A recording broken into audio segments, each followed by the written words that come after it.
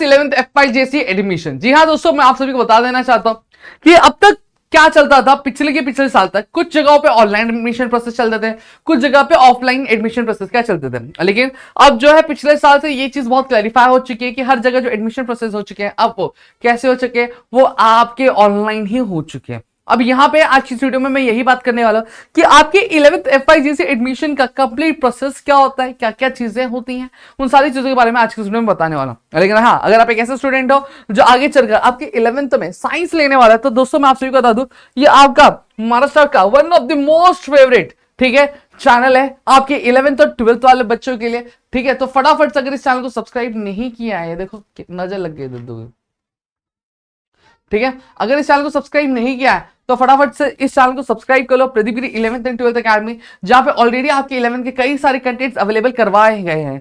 फिर वहीं अगर आप एक कॉमर्स लेने वाले हो तो आप सभी के लिए है प्रदीप गिरी कॉमर्स अकेडमी, फटाफट से जाके इसको भी आप लोग सब्सक्राइब कर सकते हो, जहां पे आपकी 11th से रिलेटेड कई सारी चीजें हैं, कॉमर्स से रिलेटेड कई सारी चीजें हैं। आप जाके क्या कर सकते हो, इनको सब्सक्राइब करके रख सकते हो। दोनों की लिंक मैंने डिस्क्रिप्शन में दे दी। 2 मिनट यहाँ इसको सही कर दो पहले।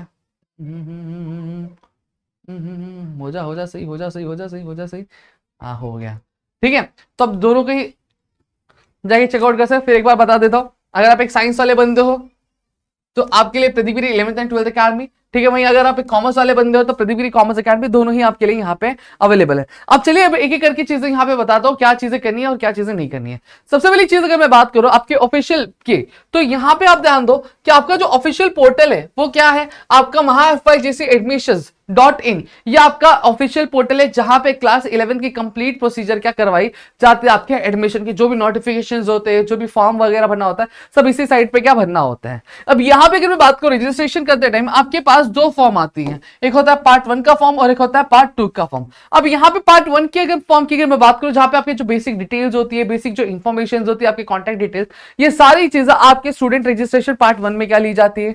वहीं जब पार्ट 2 आता है तो पार्ट 2 वाले फॉर्म में क्या होता है पता है क्या, पार्ट 2 वाले फॉर्म में आपका कंप्लीट आपका स्ट्रीम कौन सा होगा, ठीक है, आपके मार्क्स आपने कितने सिक्योर किए, आपकी जो मार्कशीट वगैरह है, ये सारी चीजें आपके क्या आपसे अपलोड क्या करवाई जाती है। अब जैसे ये अपलोड हो जाती है, जैसे ये प्रोसीजर कंप्लीट हो जाता है, फिर उसके बाद आपकी प्रोविजनल मेरिट लिस्ट आती है, ठीक है। अब इस प्रोविजनल मेरिट लिस्ट में आपकी मेरिट लिखी रहती है पूरे जो महाराष्ट्र स्टेट बोर्ड के जितने भी बच्चे होते हैं जिन्होंने आपके 11th के एडमिशन के लिए, तो उस हिसाब से आपकी एक मेरिट क्या डिसाइड की जाती है। प्लस यहाँ पे आपके ऑप्शन भी मिलती है कि अगर आपने रजिस्ट्रेशन टाइम करते टाइम अगर कुछ गलती कर दी है या फिर कुछ मिस्टेक हो गई तो आप उसको इस प्रोविजनल मेरिट लिस्ट में क्या सुधार भी सकते हैं। फिर उसके बाद आपकी एक आती है फाइनल मेरिट लिस्ट, ठीक है, जो फाइनल मेरिट लिस्ट होती है। अब जैसे फाइनल मेरिट लिस्ट आने के बाद अब आपका क्या होता है, कैप राउंड क्या शुरू हो जाते हैं, कैप राउंड शुरू होते हैं, जिसमें सबसे पहली चीज ऑप्शन फॉर्म 1 आता है, पहला राउंड होता है, जहां पे ऑप्शन फॉर्म में 1 में आपको क्या बोला जाता है, आपको कॉलेज डिसाइड करने के लिए बोला जाता है कि कौन से कॉलेज में आप एडमिशन लेना चाहते हो, ये चीज आपको क्या बोली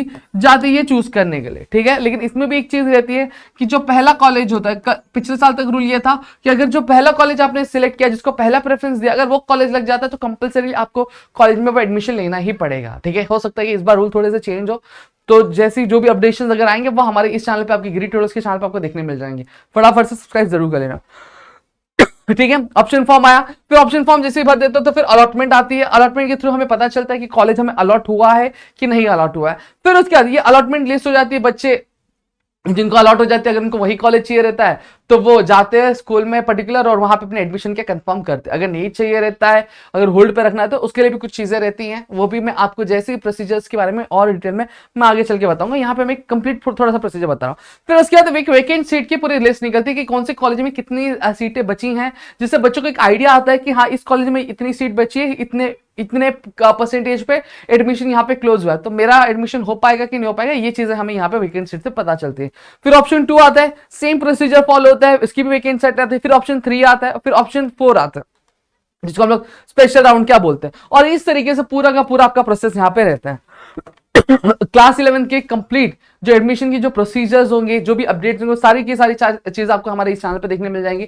मैं नीचे आपको डिस्क्रिप्शन में आपको एक व्हाट्सएप चैनल का लिंक दे रहा हूँ, कॉमर्स वालों के लिए भी दे रहा हूँ और साइंस वालों के लिए भी दे रहा हूँ, दोनों के लिए दे रहा हूँ। फटाफट से जाओ इस चैनल को ज्वाइन करके रख लो, क्योंकि आगे आने वाले दिनों में जितने भी अपडेट्स आएंगे, जितनी भी सारी चीजें वो सारी चीज आपको उसी चैनल पे क्या देखने मिलेंगे। तो फटाफट जाओ, दोनों ही चैनल्स को ज्वाइन कर लो। अगर कॉमर्स वाले तो कॉमर्स वाले को ज्वाइन कर लेना, अगर साइंस वाले तो साइंस वाले चैनल को ज्वाइन कर लेना, ठीक है।